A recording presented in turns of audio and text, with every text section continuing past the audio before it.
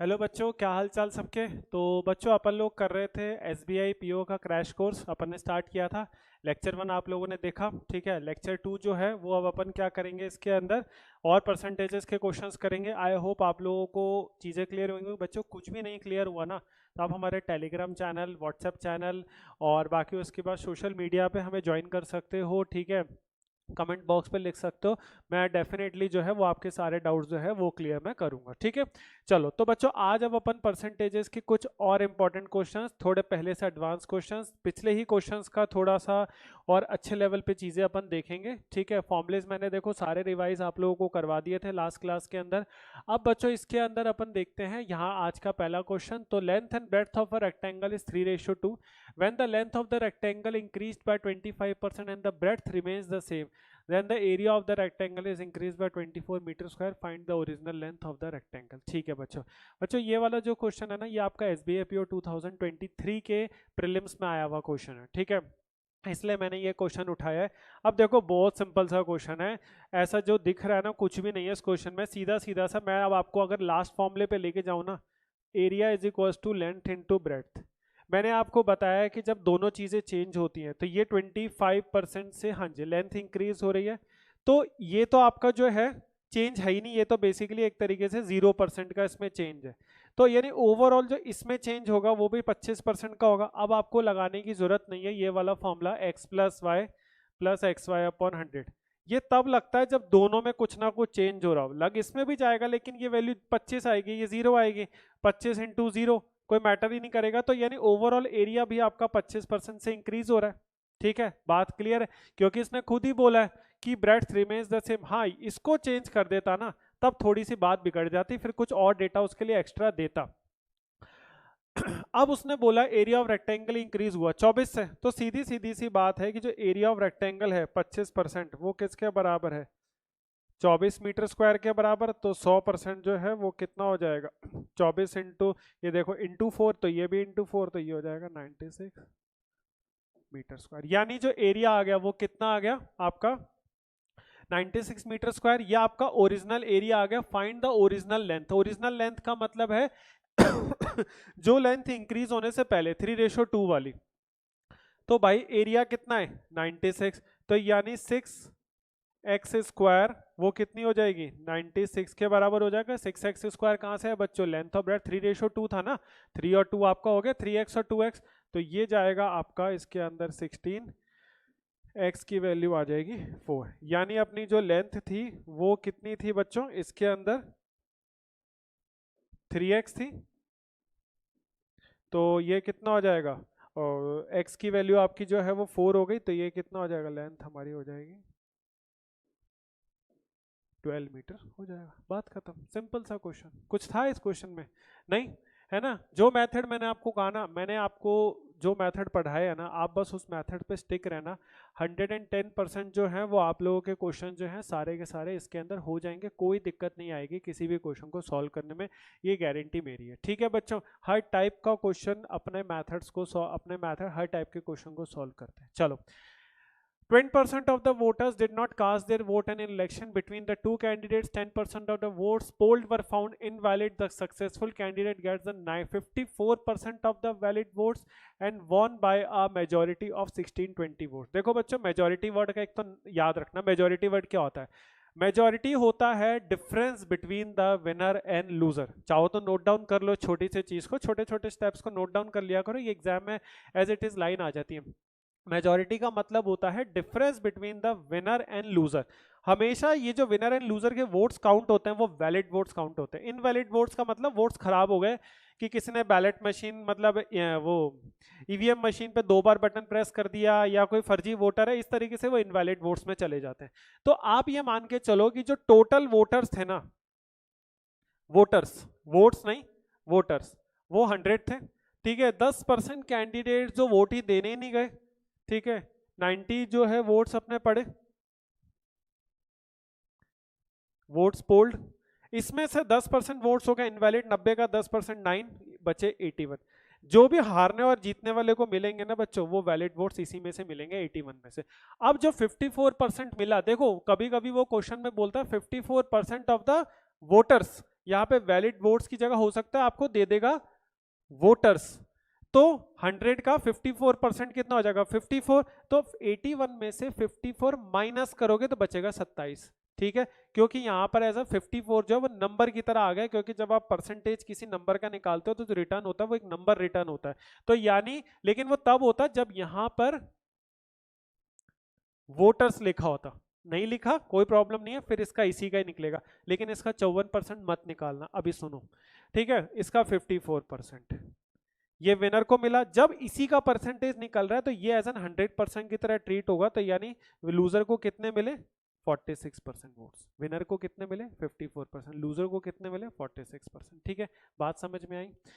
अब देखो भाई, इन दोनों का डिफरेंस, ये भी इसी का लिखना है, ये भी इसी का निकला है, तो इन दोनों का डिफरेंस कितना हो गया 8% हो गया, 8% हो गया इन दोनों का डिफरेंस। अब क्या करोगे, सीधा सीधा देखो, अब मैं आपको एक चीज बताता हूँ, यहाँ पर ना इसका डायरेक्ट 8% निकाल सकते हो, वो 1620 के बराबर हो जाएगा। ठीक है, एक मेथड ये हुआ, क्या बोला मैंने, 81 का 8% निकालोगे तो ये आएगा 1% हो जाएगा आपका 0.81 6.48, 1620 के बराबर करोगे, ये आप करोगे, देखो 1620 को आप एक बार ध्यान से देखो, 16 इंटू 4 64, 2 इंटू 4 8, ये डायरेक्टली इसको 4 टाइम्स काट रहा है। ठीक है,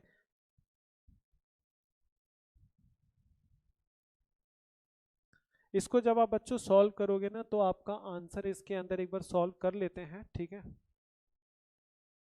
और एक बार ये जीरो हटा के ना इसको यहाँ पे 10 लिख दो। ठीक है, और ये डायरेक्टली अपन 4 टाइम्स इसको काट देंगे, ये हो गया 25। ठीक है, और ये हो जाएगा आपका 25,000, इसके अंदर आपकी वैल्यू आ जाएगी। ठीक है बच्चों, हाँ एक ज़ीरो और इसके अंदर लग जाएगा, 425 हो जाएगा, ये आपका 10 और 10 करके, हाँ यहाँ पे 2 ज़ीरो आ जाएंगे बच्चों, है ना, सॉरी यहाँ पर पॉइंट हटेगा तो 2 ज़ीरो आएंगे, एक मैंने लगा दिया था, तो 25,000 आपके आंसर आ जाएगा, ये हो गया आपका आंसर, खत्म। समझ आया।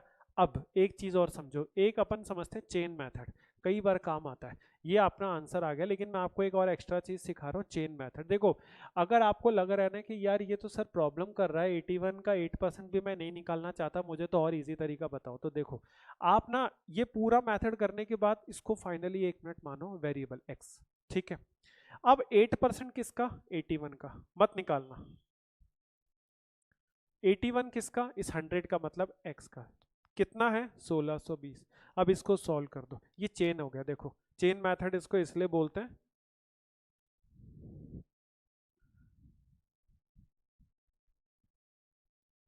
ट्वेंटी। ठीक है, ये जाएगा आपका 2.5, 2.5 हो गया इंटू 100, 100 25,000 एक्स की वैल्यू, खत्म, आ गया आंसर। तो दोनों मेथड सही है, डायग्राम सिर्फ और सिर्फ मैं इसलिए बना रहा हूँ कि आपको कहानी समझ में आए। डायरेक्ट क्वेश्चंस मैं करवाऊंगा, आपको आधी वैल्यूज ही समझ नहीं आएंगी कि सर ये कैसे आ गई, कहाँ से आ गई, आप कौन सी वैल्यू किसको माइनस कर रहे हो, इसलिए मैं एक एक चीज़ को आपको लिख के बता रहा हूँ कि किस चीज़ को आपको कैसे करना है, क्या करना है। ठीक है बच्चों, दोनों मेथड अपने आप में सही है, ये डायरेक्ट यूनिटरी मेथड है, इसमें मैंने चेन मेथड लगाया, चेन मेथड को समझ लेना, आगे बहुत काम आएगा। ठीक है, ये कई क्वेश्चंस में बहुत जितने भी मैं मेथड बता रहा हूँ ना बच्चों, वो सिर्फ परसेंटेजेस तक स्टिक नहीं है, ये पूरे एप्टीट्यूड में काम आने वाली चीज़ें हैं। और ये आप जैसे जैसे मैं आपको जब खासकर डीआई करवाऊंगा ना, जो कि आपको पता है क्या वेटेज रखती है ना, 15 से 20 नंबर के कम से कम वेटेज आपका प्रीलिम्स के एग्जाम में रखती है 35 में से, तो उसमें भी ये काम आता है। ठीक है, चलो अपन नेक्स्ट क्वेश्चन की तरफ बढ़ते हैं। और बच्चों, अगर आप लोगों को लेक्चर पसंद आ रहा है तो प्लीज़ वीडियो को लाइक जरूर करना, चैनल को सब्सक्राइब जरूर करना। चलो अब देखो, ये पिछले क्वेश्चन जैसा ही है, लेकिन इसमें एक बहुत माइनर सा ट्विस्ट हो गया, बहुत माइनर सा खेल हो गया। ठीक है, क्या हो गया, there are the two candidates in an election, 10% of the voters did not vote, 60 votes were declared invalid. ठीक है, अगेन यहाँ पर भी इनवैलिड है, लेकिन बच्चों पिछले वाले क्वेश्चन के अंदर जो इनवैलिड वोट्स थे ना वो परसेंटेजेस में थे, यहाँ पर जो इनवैलिड वोट्स है ना वो नंबर के अंदर है।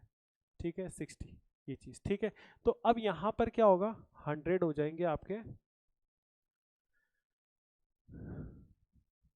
टोटल वोटर्स, जिसमें से 10% जो है लोगों ने वोट ही नहीं किया, तो वोट कितने लोगों ने किया 90। ठीक है, 90 लोगों ने आपके वोट किया। अब इसमें से बच्चों आप 60 माइनस नहीं कर सकते, नहीं कर सकते। ठीक है, क्यों? आपको पता है गिवन नंबर में से अज्यूम नंबर माइनस नहीं होता, तो क्या करोगे? तो अब एक काम करो, क्वेश्चन आगे बढ़ते हैं। Elected candidate got the 300 votes more than his opponent, मतलब वो मेजॉरिटी, विनर माइनस लूजर का डिफरेंस, ठीक है, विनर माइनस लूजर का डिफरेंस। विनर के तो वोट्स यहाँ पे दे रखे हैं, इलेक्टेड कैंडिडेट मतलब जो जीता इलेक्टेड कैंडिडेट, उसको देखो 47% किसके मिले? Total number of registered voters, किसके? नंबर ऑफ रजिस्टर्ड वोटर्स के मिले, ठीक है बच्चों, वोटर्स के वोट्स। तो अब आप समझना कि यहाँ पर ये जो मैंने पिछले वाले में बता रहा था ना, ये वही चीज है, इसलिए मैंने आपको पिछले वाले में वैल्यू समझाई थी। 100 का 47%, 47। तो अभी आप इस 60 को 2 मिनट के लिए भूल जाओ, ठीक है। तो 90 का 47% नहीं होगा, इस 100 का 47% होगा, जो कि 47 होगा, ये विनर होगा।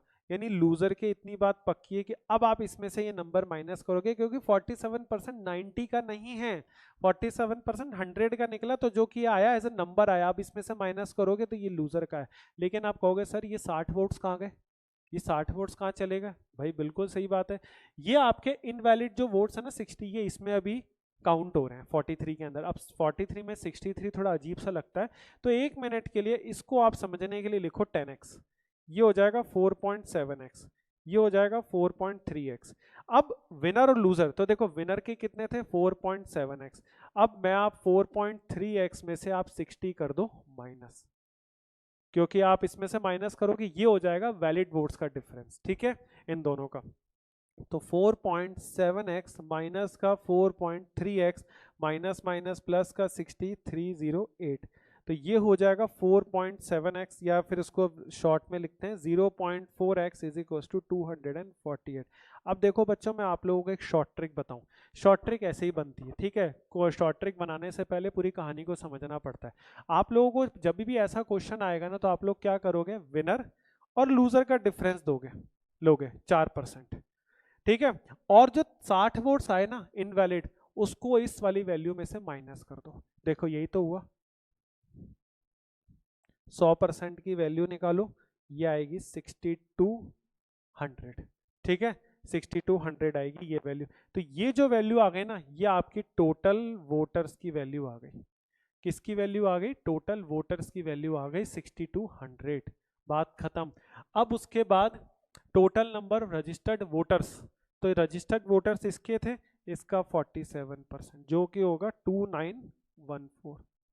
तो 2914 बच्चों ऑप्शन में आपका ये वैल्यू आ गई। और इसमें से ना देखो एक चीज़ थोड़ा दिमाग लगाओगे ना, सारे ऑप्शंस में डिफरेंस 308 का है, तो आप डायरेक्ट ऑप्शन से नहीं बता सकते कि सर इसमें डिफरेंस 308 का है तो ये ऑप्शन होगा, ठीक है। सब में आप चेक कर लो, जो है ना 308 308 308 308 का डिफरेंस है, तो आप वहाँ पे वो भी नहीं कर सकते। एग्जामिनर आपके साथ ये चीज़ कर सकता है कि आप अगर कोई क्वेश्चन का ऐसा पॉइंट पकड़ो जहाँ पे वो क्वेश्चन ऑप्शन से पहचाना था, एग्जामिनर उसी को ही खत्म कर सकता है, ठीक है।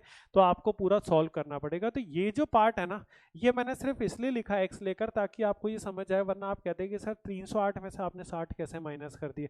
वो 308 में से 60 बेटा माइनस इसलिए नहीं हुआ कि 308 इनवैलिड वोट से, वो इसलिए थे कि वो पार्ट ऑफ कैलकुलेशन था, वो जब उधर गया इक्वल्स टू के तो वो माइनस हो गया, ठीक है। तो ये आपका 2914 आगे निकालने की जरूरत नहीं है। वैसे तो आप इसका फिर आपको ये करना पड़ेगा 90% निकालोगे तो ये हो जाएगा 5580। इसमें से 60 वोट माइनस करोगे 5520, इसमें से 2914 माइनस करोगे बच्चों तो 2606 आपका आ जाएगा, ठीक है। ये वैल्यू आपकी जो है इसके अंदर आ जाएगी। और एक चीज आपको और बताऊं, आप जब इनका सम भी करोगे ना, तो भी आपको उससे पता थोड़ा लग जाएगा, लेकिन एग्जैक्ट पता शायद ना लगे, लेकिन आप उससे मत करना, ठीक है। तो ये चीज इसके अंदर आपका करना है, ठीक है बच्चों। समझ में आया क्वेश्चन? मैंने कहा था कि आज की जो क्लास होगी, ये वाली अगला लेक्चर पिछले वाले से थोड़ा एडवांस होगा, ठीक है, क्योंकि अपन सारे टाइप के क्वेश्चंस को कवर करने की कोशिश करेंगे। चलो नेक्स्ट क्वेश्चन की तरफ बढ़ते हैं। अब देखो बच्चों, पिछले क्वेश्चन में अपन ने लेक्चर में अपन ने सैलरी वाले कुछ कॉन्सेप्ट्स को डिस्कस किया था, वही सेम कहानी अपन यहाँ करेंगे। एक बंदा जो है 10% सैलरी को म्यूचुअल फंड में लगाता है, उसने परसेंटेजेस में डिवाइड किया है, तो अपन टोटल सैलरी जो है ना वो 100 हो जाएगी। इसका 10% म्यूचुअल फंड्स में जाता है, ठीक है, and 20% in the fix deposit. देखो उसने 20% रिमेनिंग का नहीं बोला, तो यहीं पे चला जाएगा, ठीक है। अब उसके बाद बचेगा कितना 70 and 30% of the remaining salary. तो इसका मतलब बच्चों कि जो आपका 30% होगा वो इस 70 का होगा। तो 70 का 30% कितना होगा 21। शॉपिंग,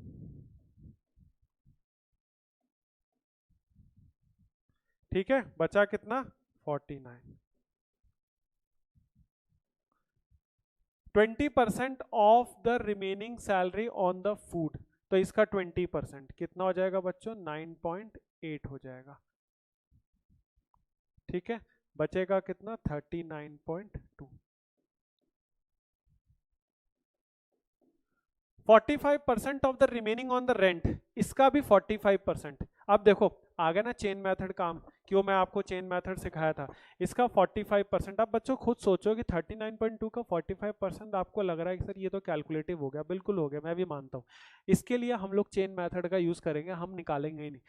बोल रहे and he gave the remaining as the ₹6468 for the other small expenditure.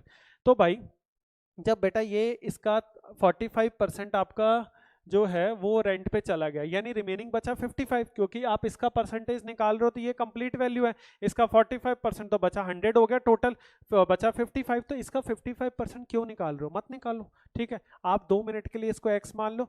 तो 55% ऑफ 39.2% ऑफ x, ये कितना हो गया 6468। बात खत्म, खत्म।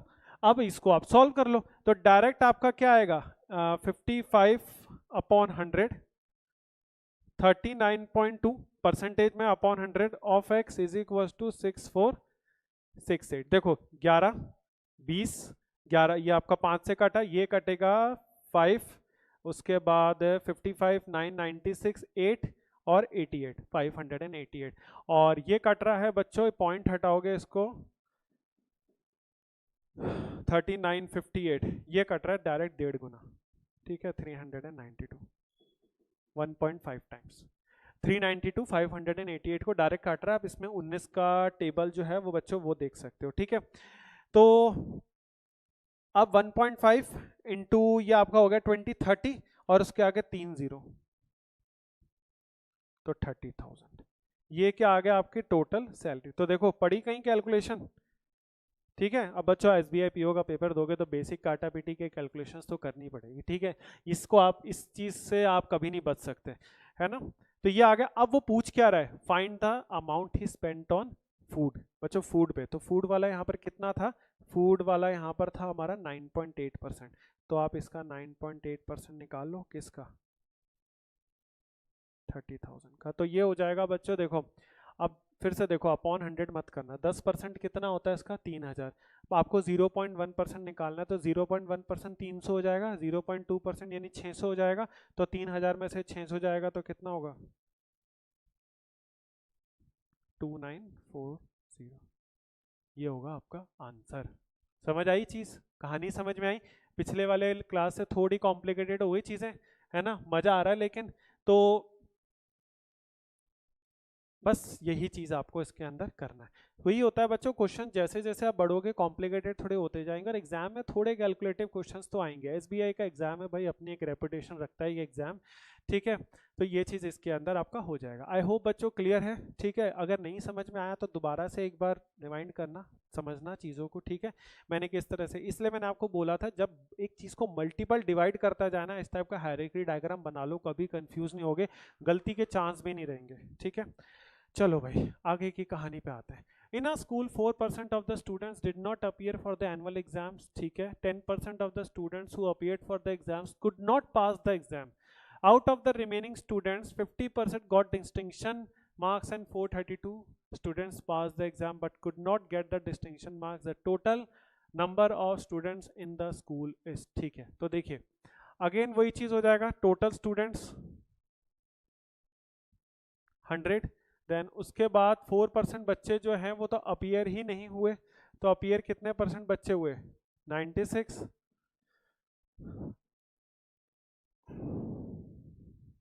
इसका 10% बच्चे जो हैं वो पास नहीं कर सके, तो 9.6 इसका 10% हो जाएगा।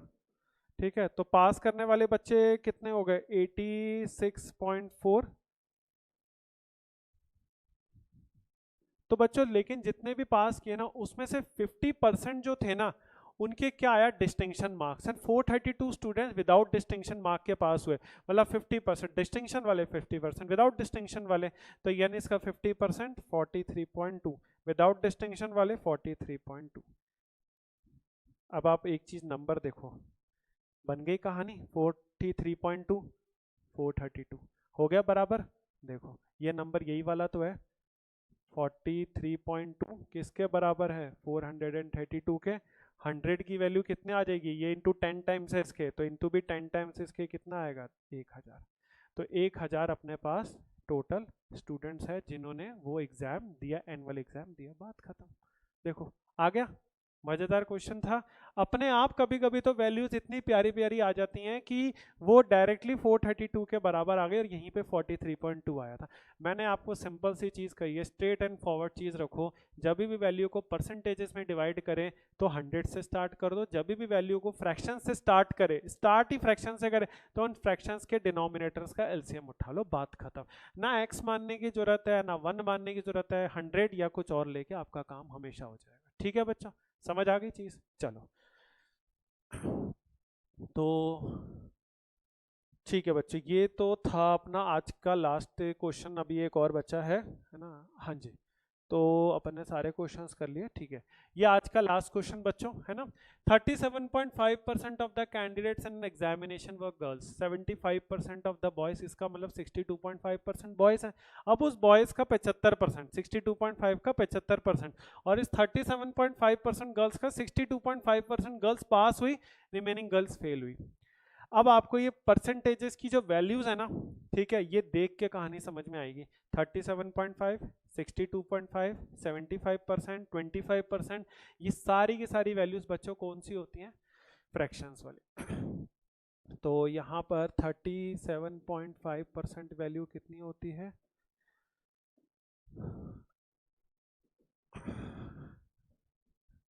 5/8। ठीक है, ये वैल्यूज होती हैं। तो चलो क्वेश्चन करते हैं।